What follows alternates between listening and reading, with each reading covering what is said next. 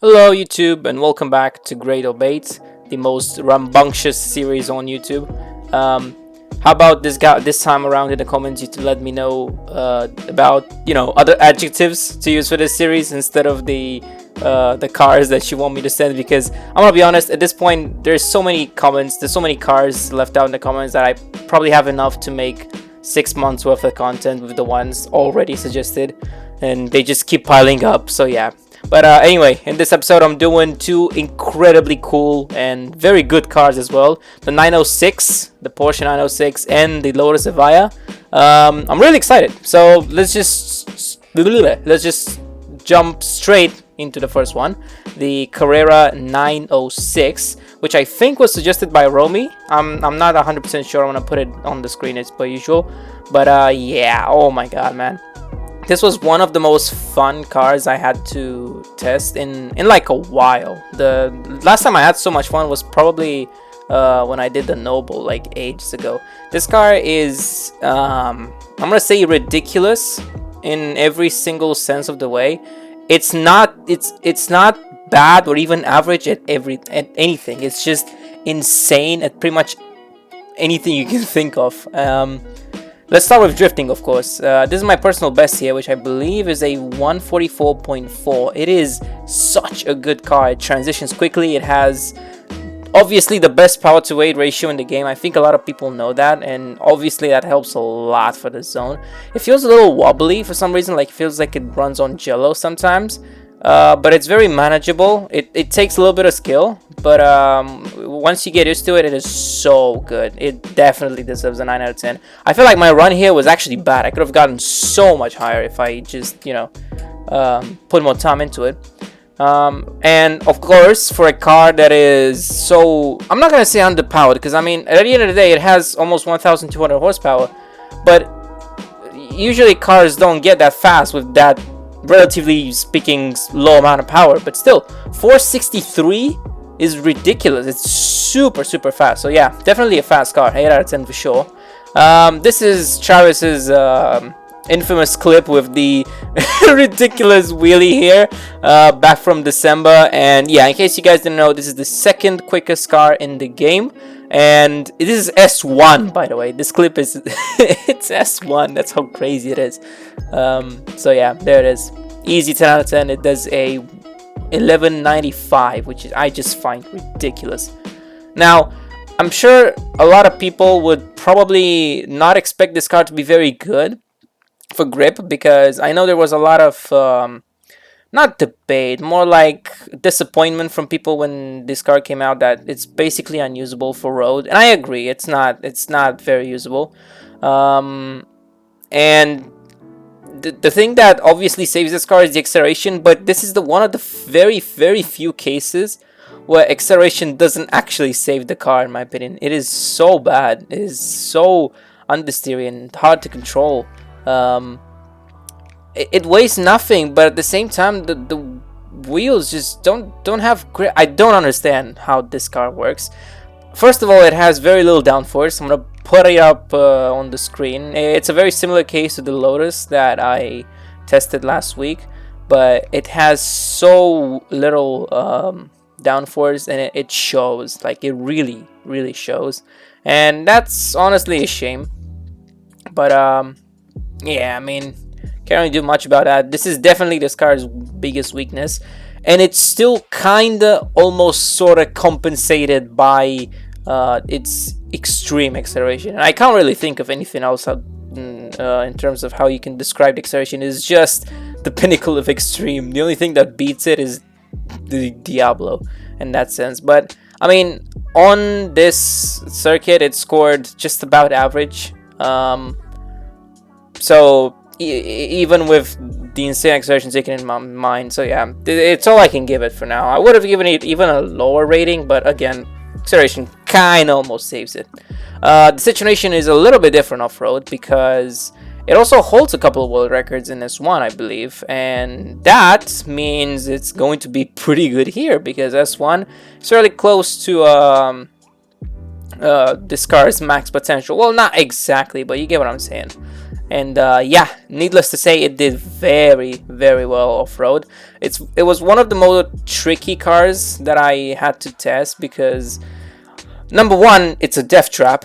Number two, it's a death trap.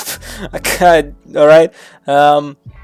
It took quite a few laps, and this car just flags every single lap where you're not even remotely fully focused. That made no sense. I might have to edit that out. No. But no, this car is super fast. It just takes a lot of focus to drive properly. But I still think it. Oh yeah, I slowed down the footage here so you can see the time here at the end. But yeah, very fast. Definitely deserves this. Might have even should probably give it a 9 out of 10. But according to the times, that's what it gets. And according to this little sheet here, which is now as big as the entire screen, this car gets a 41.5 out of 50, aka an 8.3 out of 10. Very, very solid. Not quite as solid as the 43 out of 50 cars, because at this point we have like 4 of them, but definitely up there. Like I said, super fun. Thank you, Romy, for the recommendation again. But let me tell you something, because the next car, the Evija, is just as spicy actually. And I'll let you guys know why. Okay, so first of all, some of you probably know the people who do Rivals and watch my videos, right? The Team Wars plays and all that. They probably don't care much about this, but the Evija is I would say the second most prominent drift car in the game on drift zones. Not in online drifting. In online drifting stops at S1. This car is obviously S2, but this is the best car for most zones in this game. And that is going to be very apparent because this was my first 145 that I did on drifting with any car that I tested so far on 60 FPS. And this run right here, I'm not going to say it's great because, let's be honest, it's just not that great. And as you can see, I missed out on a lot of points. But holy shit, man. The fact that the Evija, out of all the fucking cars that were meta, got me the 145 is just insane. I absolutely love this car. This run here was, like I said, pretty cooked, but at the end of the day, it still managed the ridiculous 145, which grants it the 10 out of 10. And fun fact, I actually got my personal best with this car. Let me show it on the screen. There you go, with 30 FPS, which is pretty cool. Anyway, in terms of top speed, this car is also fast. It's obviously gonna be slightly faster than the 906 because it has what, 800 extra horsepower. It's pretty ridiculous. The aerial coefficient is not that great in relatively speaking, but still you got a 467, which warrants it a very solid 8.5 out of 10. No questions about that. One of the fastest cars in the game, around top 10, I think top 10, yeah, maybe 15, I'm not 100% sure.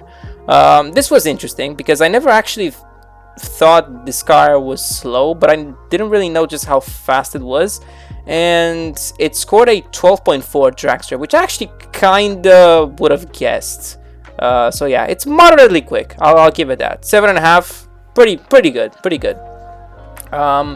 This was a shocker to me because I assumed this car would be garbage. Not total garbage, of course. It's very powerful, and well, before testing it, I had no idea this car has so much fucking downforce. I mean, tunable downforce. I had no clue, but then I built a tune for this. Obviously, X class, unfortunately, but it is what it is. I built a tune for this, and the amount of downforce it has is actually pretty insane. And as a result, it's actually not that bad. It feels very planted. Granted, there's a lot of understeer, right? But it feels very planted because of all that downforce, and as a result, it wasn't actually that bad to drive. The results were not bad either. There's a 44.4, and I can't remember exactly what my personal best was, but it was still like a low 44, which again, solid. Like, definitely not bad. I had quite a lot of fun testing this, simply because most cars that I test, I do I mean, pretty much all the cars that I test, I run as much oversteer as I possibly can to give them an advantage, and that makes them slippery, and that makes them not very fun and not very enjoyable, and that's why I enjoy dirt more than road when I test these cars. At least now. It didn't used to be like that, but still. But no, this car is very, very good for some reason. Not top notch, of course, but still enough to warrant it a solid 8 out of 10. I was not expecting that at all. However, I was kind of expecting it to be a little bit doo-doo here. This is a race suspension tune that I cooked up, like, I don't know, in 2 minutes, because I feel like this car doesn't really, no matter how much you do, you're not gonna get anything insane out of it. The suspension is just not built for off-road, and the car is also way too heavy. The momentum is ruined. I will say though, it is very tricky to drive. The launch and the low speed acceleration is very unforgiving. But I did get relatively speaking, a pretty good time, just because, of course, it's able to put most of that power down. But I didn't enjoy it at all. I'll be honest. Probably shouldn't have run race suspension. I'm not really sure if that was the best call or not, but still, I think I slowed down the footage here just to show you how much it did, and yeah, it was below 101, which warranted a pretty good score, granted, but yeah, nothing too crazy. But here's what's crazy though. So the Evija got 41 out of 50 and 8.2 out of 10, which is half a point below the 906, and this is, I think, the first time we've had such a close matchup, such a close duel. And this was not on purpose. That's the best thing about it. I did not pick this on purpose. I had no idea that we're going to be this close, and it was so much fun to test them out and to realize that, like, towards the end. But yeah, there you go. That's the 906 and the Evija, two incredibly cool cars. And yeah, thank you for watching. I'll see you in the next one.